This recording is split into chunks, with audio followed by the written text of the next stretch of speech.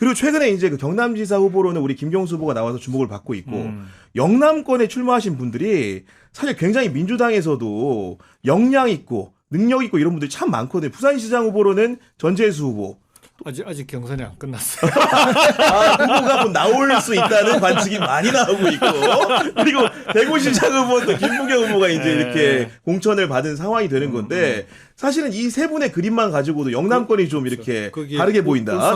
울산도 있습니다. 울산까지 김상우 후보까지 그렇죠. 그죠. 그다음에 경북은 오중기 위원장이 또 네. 후보가 계셨는데 그래서 저는 이제 부울경은 부울경대로 부울경 원팀 드림팀으로 간다.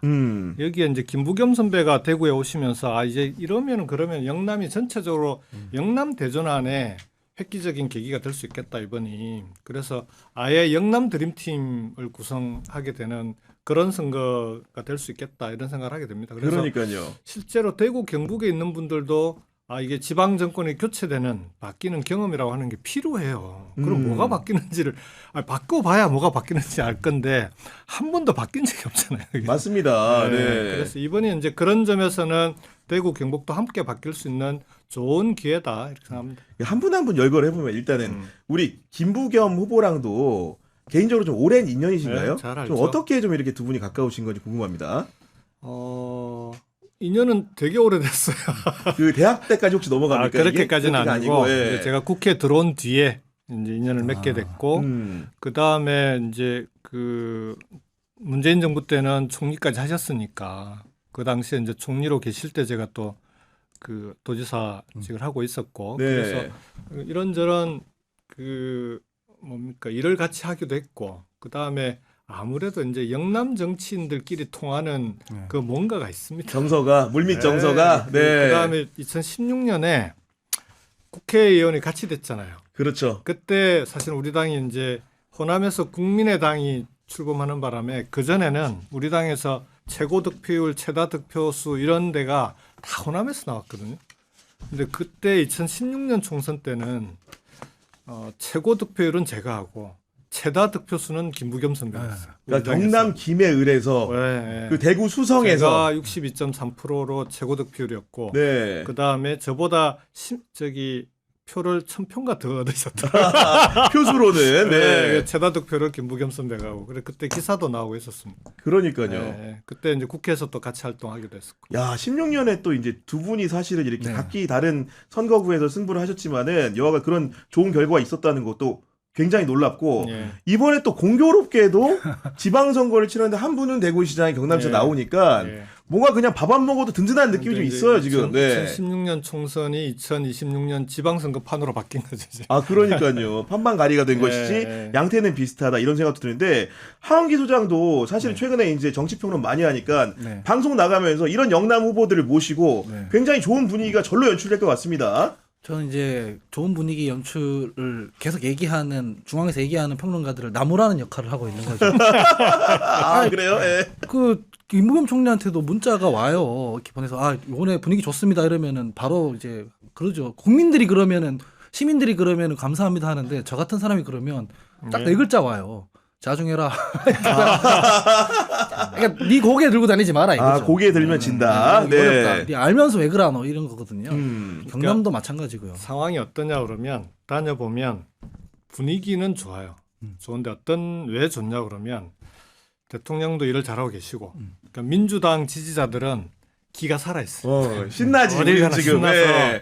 그런데 막 우리 민주당 후보가 오고 그러면은 적극적으로 반기고 막 이런 분위기가 나오는데 국민의힘 지지하시는 분들은 보면은 고개를 돌리거나 입을 딱 닫고 계시는데 그렇다고 해서 여론조사를 보면 그분들이 지지가 안 나오냐 그렇지는 않거든요. 비등하게 많이 나오죠. 바닥은 여전히 그 영남은 어려운 지역이에요. 여전히 저 보수층 지지자들이 굳건히 자리 잡고 있는 분. 그렇습니다. 그리고 이게 이제 상황에 따라서는 언제 또 그분들이 뭉쳐서 또 이게 선거판을 또 뒤집거나 하는 게 한두 번 본 게 아니잖아요. 그래서 늘 살얼음 판입니다. 영남 쪽의 선거는 지금 지지율이 좀 뭐 차이가 나거나 한다고 해서 끝까지 안심할 수 있는 그런 선거판은 절대 아니라서 좀 전에 한 교수장한테 김부겸 선배가 얘기하듯이 조금이라도 뭔가 좀 좋다 뭐 이런 식의 얘기를 하는 사람들이 있으면 우리는 늘 얘기합니다. 경계해야 된다. 끝날 때까지 끝난 게 아니다. 그 다음에 그렇게 좋다고 얘기하는 순간부터가 지기 시작하는 선거다. 이거는 영남은 늘 그렇거든요. 그래서 늘 경계하고 그렇게 할 수밖에 없습니다. 김경수 지사님 그 대선 경선 때 슬로건 중에 하나가 겸손한 권력이었거든요. 겸손한 권력. 네, 그게 뭐냐면 이게 영남 민주당의 역설인데요. 영남이 제일 민주당에 있어서 험지고 최전선이잖아요. 그러니까 사실 제일 투사여야 하잖아요. 근데 막상 영남 가면 사람들이 다 뭉툭해지고 겸손해지고 그렇게 되는 게 그 국민의힘은 호남에 뭔가 공을 들이는 걸 보고 서진 정책이라고 합니다. 근데 민주당은 절대 영남 가는 걸 보고 동진이라고 안 하거든요. 스스로 그렇게 부른 적은 한 번도 없어요. 아, 동진이라는 과거에 표현 이제 자체를. 국민의 정부 초기에 잠깐 네. 그런 거에 대해서 이제 언론에서 막 그렇게 얘기를 했었는데 스스로 얘기한 적은 한 번도 네, 없어요. 그렇군요. 이게 네. 무슨 정치가 무슨 전쟁도 아니고 나 땅 따먹기도 동진 아니고. 네. 적절하지 않죠. 네, 그래서 그 주민들한테 심판받기 때문에 항상 가서 고개 숙이고 다니고 이렇게 되는 아니 거죠. 그리고 이제 아까 우리 김부겸 후보 얘기했으니까 우리 전재수 사실은 부산시장 네, 예비 후보 네. 같은 경우에도 그 사실 개인적인 인연이 깊으신 거죠. 네, 그때 네. 노무현 대통령 때 제가 1부속실에 있었고 2부속실에 아 이부속실에 또 전재수 우리 후보님 계셨던 겁니까? 네. 실장까지 했었죠. 아 그러면 저 네. 갑자기 불현듯 궁금해지는 게 1부속실에 우리 대통령님을 모시는 거고 예, 예. 2부속실은 우리 영부인을 모시는 그렇죠. 건데 예. 1부속실과 2부속실이 한데 뭔가 분위기를 살펴야 되는 상황들 그렇죠. 같이 이런 것들이 있었을 것 같은데요 아니, 보니까 네. 네 분이 같이 행사에 참석하시면 늘 같이 다니는 거죠. 네. 그 다음에 이제 그러면은 그 대통령님 승용차를 두 분이 타고 가시잖아요. 그럼 이제 수행을 할 때는 제가 이제 그 차를 타고 이부속실은 이제 다른 차를 타고 오는데 어쨌든 여사님과 관련된 건 이제 그때는 제가 함께 케어를 해요. 그렇지 그렇지. 그때는 담배를 케어하는 게 제일 힘들었어요. 아 우리 대통령께서 네, 애연 가셨기 때문에 담배를 끊는다고 하셨고 여사님은 계속 끊으라고 하시는데 장거리 여행을 가면 대통령께서 못 참고 담배 한 대만 주시게 하는데 야 이걸 줘야 되는지 말아야 되는지 여사님 눈치를 안 볼 수 없고 그런 경우들이 많았죠. 아니 그러면은 사실은 뭐 이렇게 아까 말한 이 에피소드들 예를 들면은 뭐 정말로 이제 우리가 대통령도 사람이기 때문에 가끔은 이제 부부 관계가 약간 틀어질 때도 있고 언성이 높을 때도 있는 건데 그럴 때 우리 부속실에 있는 행정관들끼리 긴밀한 소통을 통해서 해결하는 경우도 있습니까? 예를 들면 뭐 해결한다기보다는 뭔가 좀 완화시키기 위해서 애를 쓰죠. 분위기를 좀 정보를 좀 공유하면서 지금 이런 상황이다. 누그러뜨려 예. 보려고 막 가서 이제 이런저런 분위기를 좀 풀 수 있는 때도 않은 유머도 구사해보기도 하고. 그러니까요. 아마도 이제 사실은 이렇게 높으신 분들을 모신다는 것 자체가 네. 사실 자체가 부담이고 네, 그런 일들을 또 이렇게 난국을 돌파하는 건 더 어려운 일이었을 거고. 이건 전재수 네. 후보가 그 당시에 그래서 이부속실을 책임지고 했었는데 그때 제일 젊었어요. 우리 그 1부속실, 2부속실 전체를 통틀어서 전체 중에서 전재수 네. 실장이 가장 나이가 어린데도 이부속 실장을 했었죠. 그랬군요. 네, 그러면 전재수 그 후보 자체가 굉장히 뭔가 실장 자리를 할 그렇죠. 만큼 능력도 네. 있을 거고 네. 사교적이고 여러 가지로 뛰어난 부분이 좀 많았다는 거네요. 그때부터 일본이 아이가 말씀에. 그러니까 인간관계도 그렇고 일하는 것도 그렇고 되게 탁월했어요. 그렇군요. 그런 점을 이제 대통령부 내외가 높이 사서 아마도 예. 발탁 인사를 하지 않았을까 싶은데 그리고 한 분만 더 여쭤보면 부울경의 또 핵심적인 울산 후보도 예. 아까 스스로 말씀해 주셨는데 김상우 후보는 과거의 인연은 좀 크게 없었을 거 아닙니까? 그렇죠. 그러니까 이번 계엄 이후에 김상옥 의원의 행보가 이제 국민들 내리에도 뭐 깊이 박혔 거 아닙니까? 그래서 언제 한번 봐야겠다 하고 있는데 한번 보자 연락도 하고 하다가 나중에 조금 시간이 걸리긴 했는데 네. 어쨌든 우리 당에 입당한 이후에 이제 보게 됐죠. 그랬군요. 직접 김상욱 그 후보를 겪어보니까 올해 정치란 우리 김경수 후보는 좀 어떤 사람이라 느꼈습니까? 그 저보고 이제 가끔 선배들이 야 그렇게 좀 그러니까 말로는 착하다라고 하는데 그러니까 저보다 더 착한 정치. 김경수보다 더 착한 게 김상욱이다. 제가 그러니까, 제 입으로 착하다고 하는 게 좀 민망하긴 한데. 아니 실제로 착하시잖아요. 저도 잘 압니다. 그 착한 거는. 그러니까 그게 이제 여러 가지 의미가 있는데 네.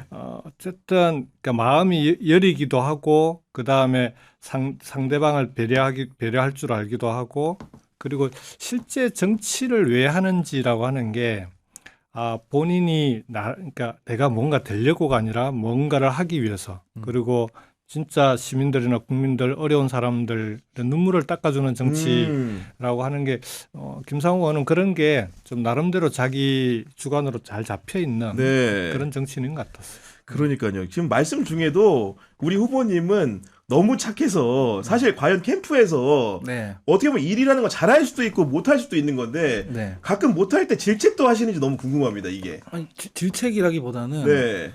저는 사실은 그 후보의 화법을 알거든요. 사람들이 이제 얘기를 하죠.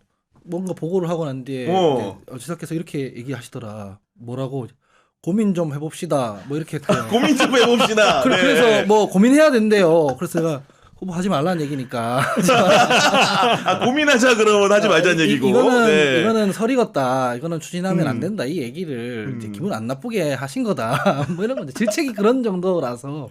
그러니까요. 네. 뭐 겪은 사람들은 그걸 알거든요. 이제. 그 올해 호흡을 맞춰본 사람들은 알 것 같은데 네. 그래서 솔직히 우리 후보님은 개인적으로 생애사를 검토해 보면은 화를 좀 이렇게 남한테 크게 내본 적이 있는지 일단 궁금합니다. 생애사까지. 남한테 화를 좀 많이 내보신 적 있어요 혹시? 뭐 유신 정권 이런 거 말고 그러니까 독재 정권 이런 거 말고. 그러니까 사람에게 화를 내는 적이 좀 드물기는 한데 이게 이제 오히려 이 사람들이 가까운 사람한테 가끔 화는 아니고 짜증을 내는 경우도 있는 아니 짜증을 고민 좀 해봅시다입니다. 그게. 네. 아니 그리고 이제 워낙 이제 부부 관계도 금슬이 좋기로 워낙 유명하고 동서의 화합적인 결혼도 유명한데 스토리 자체가 실제로 부부 싸움 같은 것도 해보신 적 있어요 혹시나? 세상에 부부 싸움 안 하는 부부가 어디 있습니까? 김경수도 부부 싸움을 한다. 그러니까 네. 그때도 뭐 예를 들면은 뭐 그러니까 어떤 표현을 쓰시는지. 결혼 초기에는 이제 서로 맞추는 과정이 이제 한 번씩 한바탕씩 해야 이게 이제 그러면서 정리되고 하는 과정이었던 것 같고요. 그러면서 좀 지나니까 이제 어떤 지점들이 서로 차이가 나는지가 분명해지니까 그때부터는 싸울 일이 좀 줄기는 했죠. 네. 정말 그 뭐 하원기 씨나 네. 저 같은 경우는 도무지 이해 못할 기본적인 착한 심성과 좋은 성품을 가진 분이라는 것을 재차 3차 느끼게 되는데 그 하원기 지금 씨 같은 경우에도 하원소장 같은 경우에도 일주일에 상당 부분을 영남에서 할애를 하는데 솔직히 처음에 이제 우리 후보군이 형성되고 단수 공천을 받았을 때는 우리 김경수 후보가 굉장히 스포트라이트를 많이 받다가 갑자기 우리 김부겸 후보 나오니까 약간 스포트라이트가 너무 그쪽에 가서 사실은 좀 약간 서운한 부분도 있을 것 같아요. 그 2018년 지방선거에서는 이제 경남이 대구처럼 그랬습니다. 이제 처음이었으니까 아마 도지사가 된 게 처음이라고 알고 있어요. 민주당 출신.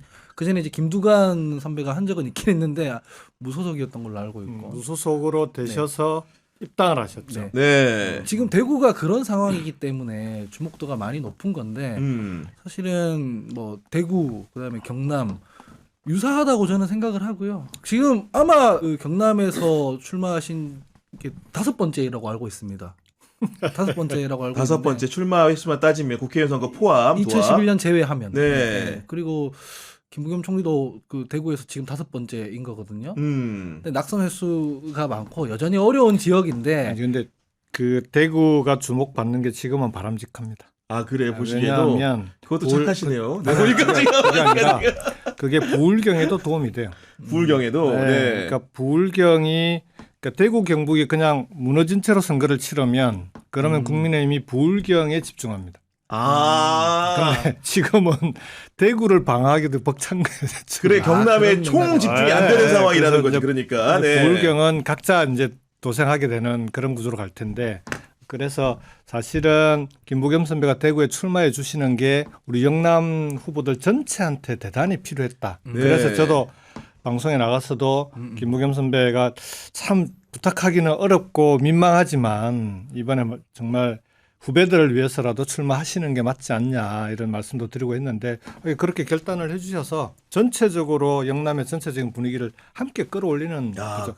대구가 저렇게 핫 이슈가 되고 계속 그 국민들의 관심을 끌면 네. 그럼 영남이 전체적으로 좋아집니다. 그렇구나. 그런 부분은 제가 좀 간과했던 것 같은데 정말 말씀대로 전선이 이렇게 처지는 거하고 실제로 그들이 거기 집중하느라 못 내려오는 전혀 다른. 지금 네. 대구 방어도 급급하잖아요. 그러니까 그렇기 낙동강으로 때문에 내려오지를 못하고 있어요. 그러니까 이제 그런 생각을 좀 해보게 되는 건데 후보 입장이고 그래도 이제 경남도 신경 좀 써주고 관심 좀 주시면 감사하겠습니다. 네. 아니